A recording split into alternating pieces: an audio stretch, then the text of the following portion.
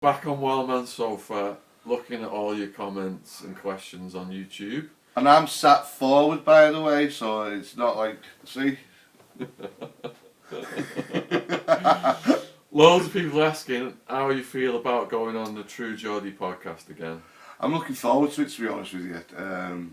Really good pair of lads, really witty, and yeah, I'm really looking forward to it. Is it prison code not to kick in fights? Well, there is no rules in fighting really, but you generally find if it's your own race, you don't do them too dirty. If you're fighting another race, you can bite the fucking ears off, bite the nose off, you go for it, you know what I mean?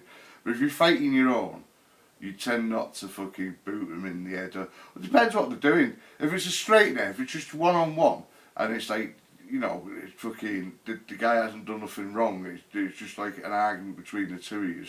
Well, you fight and you fight, but you don't boot him in the head and you don't stamp on him. But if it's like a fucking child molester, or if it's like a baby rattler, what I mean by a baby rattler, we had one in Towers come in, and he was in there, and we found out because he left his fucking paperwork on the fucking side, and his cellie had mentioned it. He'd actually killed his baby because it was crying, it wouldn't stop crying, and he was high on crystal meth, and he shook the baby that hard, he'd actually killed it. So once we found out about that, it was on. Shall I tell them a story about that, lad? Yes, go for it, lad. Yes. Well, basically, what happened was, I won't name names, obviously, but there was 5 of us, and we went in the cell. He was on the top bunk. We asked him for paperwork, and like he grunted, and he was on Thorazine. They put him on pills. Like Thorazine is just like fucking. Basically, when you go in there, they try and just give you as many psych pills as they can. And what that actually does is it just like fucking takes all the life out of you. You walk around like shuffling about, and that's how they can try and control you, by giving you as much pills. They had me down as fucking bipolar, believe it or not, believe it or not, believe it or not. They had me on Seroquel, they had me on Thorazine, they had me on everything. But all I actually did was when I went to the pill line, you put it in your mouth, they give you like a little cup of water. You take the cup of water, you swallow the water, and you cheek the tablets. And as you walk off, you just spit the tablets out. You collect them, and then every month you sell them to fucking some druggie fucking for food. But yeah, I'm getting me right here. Basically, it's this guy, he killed his baby, and he was going to get it, and he did get it. I mean, one of us was watching at the door, 4 of us, he was on the top bunk, I fucking launched him and ragged him off the top bunk, and now he fucking just landed on fucking concrete, and you heard a crunch, and we beat the fucking shit out of him. I mean, he was screaming, and he was just getting fucking kicked in the fucking mouth, and like fucking, when it come round to count time, the cellie, fucking, we put him back in his fucking bed. This time he was just fucking out cold. We put him back in his fucking bed, we covered him fucking up with the blanket, and then all they do at count time is your door's closed, and then they look through the fucking door, they look and see that there's 2 people in a 2-man cell, there's 4 in a 4-man cell, and they close it up, and that's it. So fucking, as soon as count finished, they open you up again for a couple of hours before chow or whatever, or fucking dinner, tea time. We went back in, give him more, even though he was out cold. We nearly enough killed the fucker. In the end, we just left it, and someone must have told on us because the guy was out cold, but we got locked down and we washed up and everything, and none of us got caught for doing it, and the ambulance did actually come and take him away, like the fucking police helicopter come and fucking took him away. But people like that deserve that. I mean, people think, oh, that's a bit harsh, isn't it? No, it's not fucking harsh. That poor baby got fucking killed over some little fucking druggie. He got what he fucking... I hope Bill Cosby gets the fucking same too, the dirty old pervert. Right, next question. If the gang issue a smash on site order, and it's not just a one-on-one beef between 2 prisoners, should the guy fight back against the gang members who come to smash him on site, or would that just make it worse? You can't make it worse, because if he's got a smash on sight, he's getting smashed either way. You might as well duke up, you might as well fucking have a go back. I mean, they will still send in. It depends how big you are, and size doesn't always matter in prison either. I've seen little skinny guys fucking whoop on big guys. I've seen fucking big guys fucking crying. Fucking, you know, size is nothing. It's what's in your heart that fucking counts. But if you've got a smash on sight, you might as well fucking fight back, because you're going to get smashed either way, so you might as well get a few in yourself. You probably get more respect for it. Yeah, true. Now, this guy's commenting on the one, what if you lose a prison fight? And he's asking you, what healed faster, your pride or your jaw? My jaw. My jaw healed faster. I took a licking on that one, and it's not the first time I've lost a fight in prison, and it's probably, well, it will be the last, because I won't be going back. But yeah, it's, you've really got to just watch what comes out of your mouth. It's so easy in anger to say the wrong thing, especially in there, and it's just words, but it's words that can get you fucking like whooped up real fucking quick. It's yeah. My pride got hurt, but at the end of the day, I didn't curl up in a little ball. You fight, that's what you do. And, you know, people will say, you got whooped, didn't you? But then after a while, it's just forgot about. And then a couple of days later, someone else gets whooped. And then you're old news, you know what I mean? Got a shit talking one here. You're saying that when you talked about losing the fight, you're full of shit. There are clear-cut rules and consequences for every individual situation that could play out. You probably sucked balls in prison. Yeah. God, I love these armchair experts sat I know. at home. Keyboard warriors. Yeah, keyboard warriors. I don't. I'm not even going to respond to you. Alright, here's the next one, which is what happens if you get bombed in prison? I wouldn't know, but imagine it fucking hurt. What do you think would happen? You'd have a sore fucking ring, wouldn't you, you bellend? Yeah.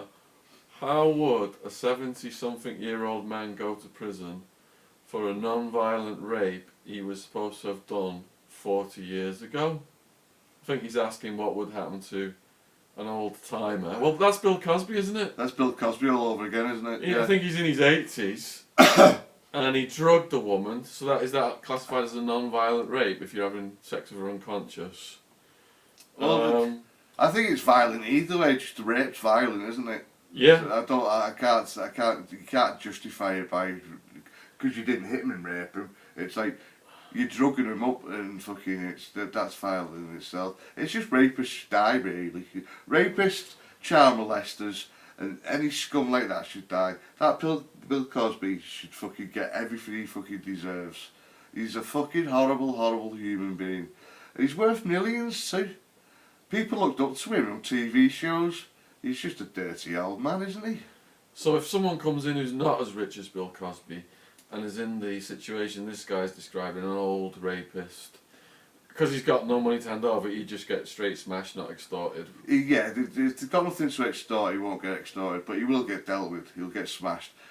I mean, there ain't no age, they won't say, oh, he's old, leave him alone, you know what I mean? Because fucking hell, it could be one of your kids that it happened to, so it's like, yeah, you got to deal with people like that.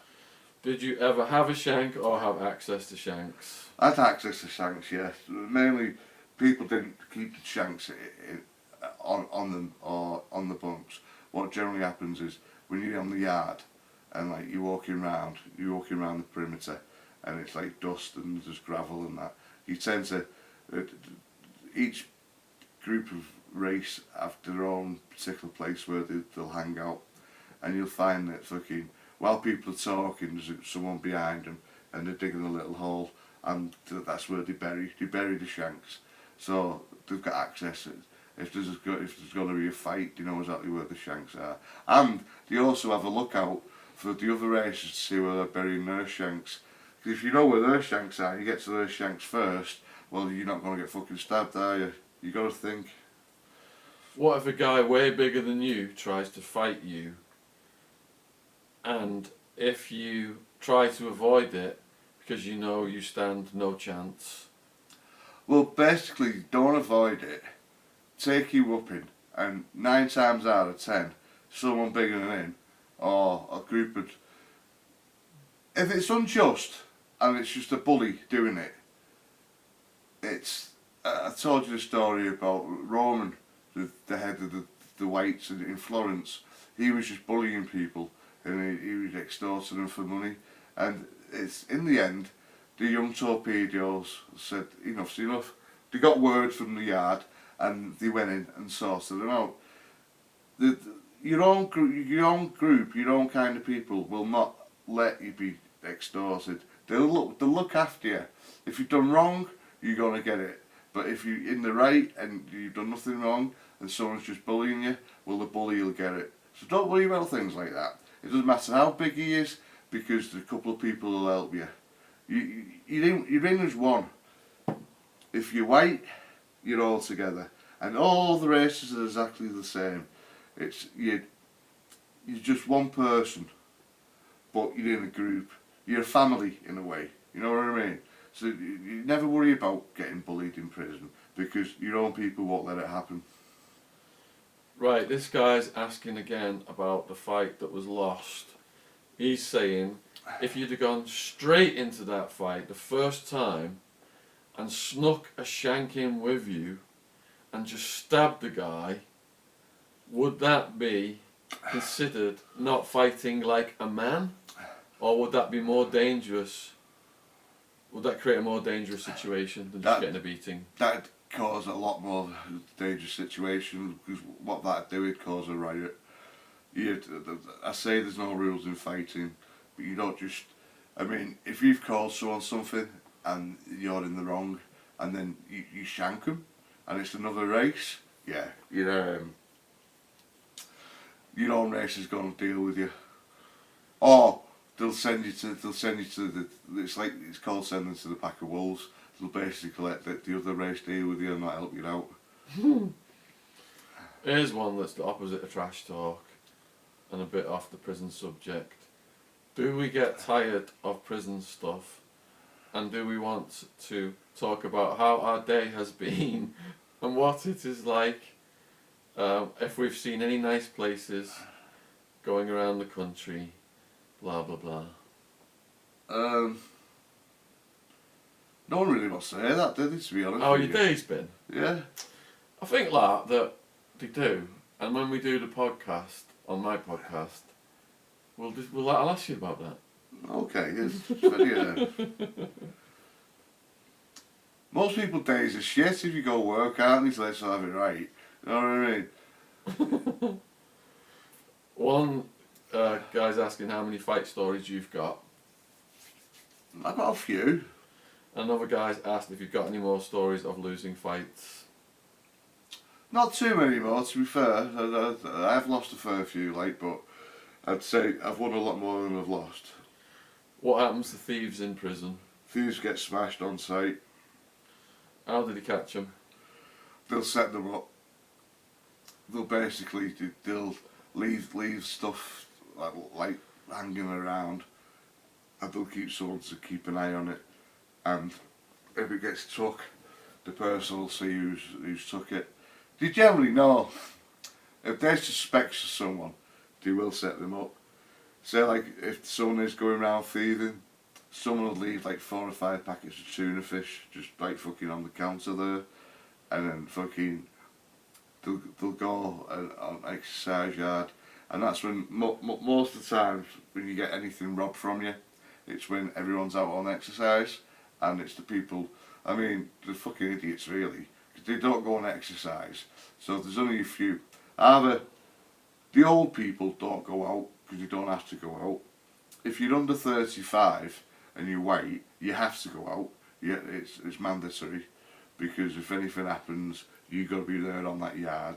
There's also, they keep torpedoes in, a couple of torpedoes in because the other races know that the whites have a policy where if you're under 35 you've got to go and exercise in case anything goes off, and the other races know that, and they'll kick off, but they'll do it inside.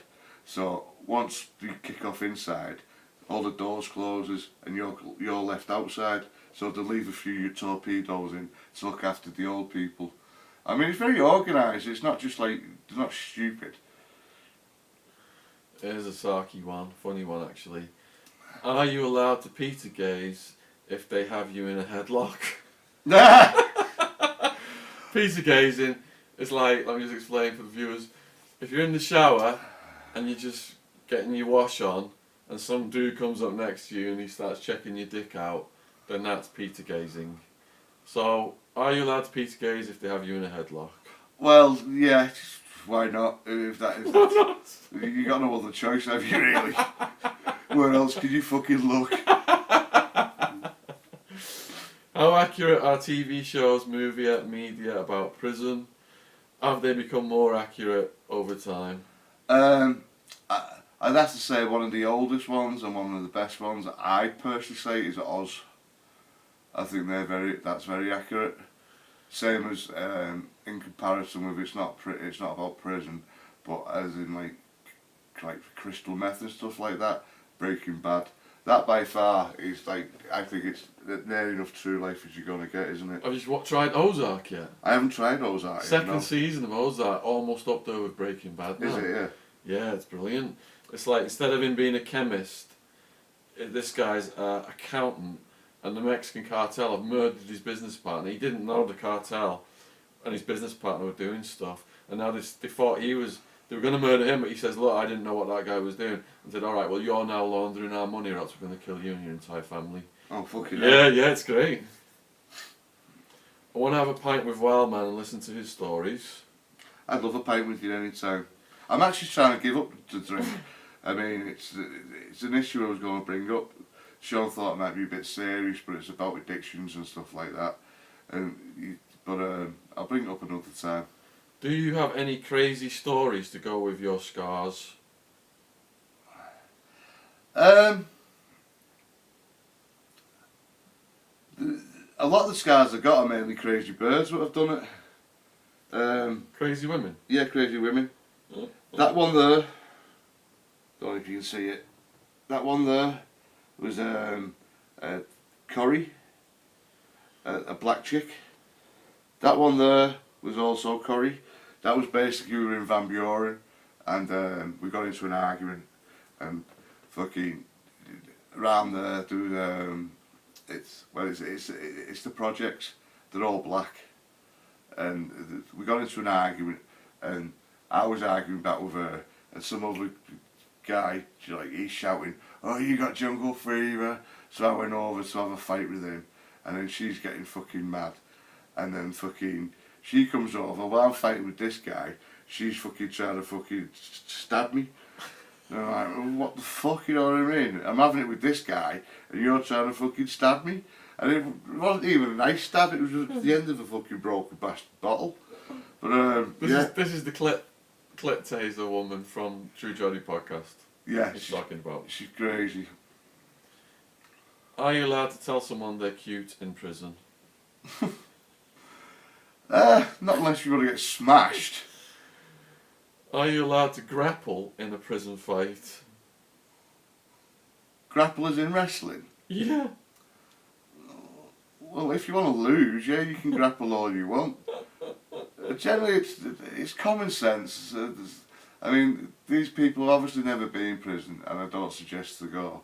But I mean, it's not about prison. You wouldn't go on the street. You wouldn't go in a pub, would you? I've got an itchy nose, by the way, and I haven't been on coke or anything like that. I just got one of them fucking itchy noses, and it's doing me fucking head in right now. I just want to stick something in there. But yeah, if you're in a pub or anything, you wouldn't go grapple, would you? You know what I mean? Use your fucking head, use your fist, use your feet. Don't go wrestling. Did you ever see anyone attempt to escape, and what would be the consequences? I did actually see someone attempt to escape, but it wasn't in an American prison. It was in Accrington, Northumberland, and what they'd done was they were night workers. So basically, they went out at the night time and then did work, and they'd pick like litter up and stuff like that. A bus would pick them up, and then they'd bring them back. America have the same things, but in America it's the tent workers do it, don't they? Yeah. But basically you go and pick litter up from the motorway in America, the highway, and then they come back. Well, what had happened was this guy, he'd managed to wedge his cell door. Now these workers are classed as like trustees, so in Accrington anyway, they were housed away from us, not because they were doing anything wrong. It was just because of the hours they worked. I mean, they did it at different times, and they were housed in their own little building. Well, what this guy had done, he'd managed to wedge the door. Now the prison guards are a bit more lenient, and they're a lot more relaxed with them, because they never think, basically, like the good, really good people, you know what I mean? They haven't caused trouble or anything, and like, there's no reason for them to think there's going to be any fucking trouble coming. He basically, he got his bed sheets, he tied them up, and he'd got his mattress, and the alarm went off, everyone was looking out the little window, and what he'd done is, he'd run up, he managed to get the mattress halfway up where the barbed wire is, and his intentions were to put it over the barbed wire and then get onto the mattress and then fall back down the other side.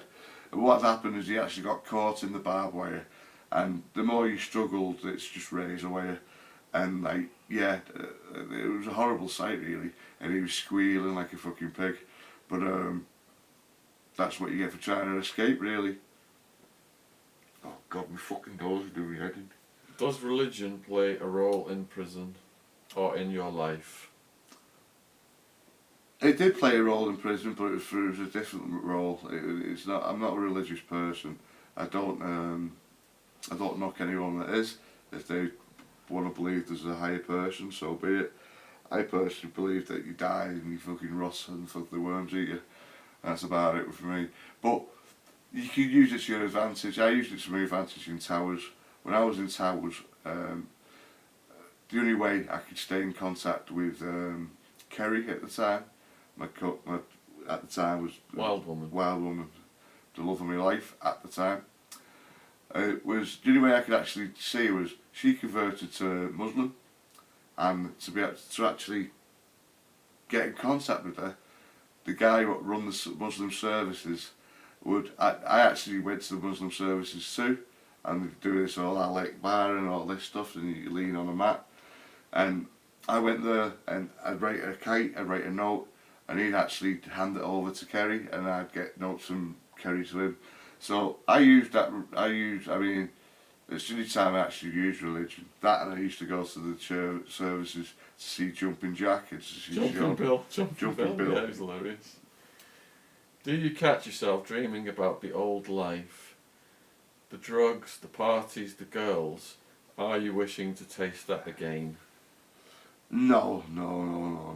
It was good while it lasted, and in hindsight, we should have got out 2 years earlier.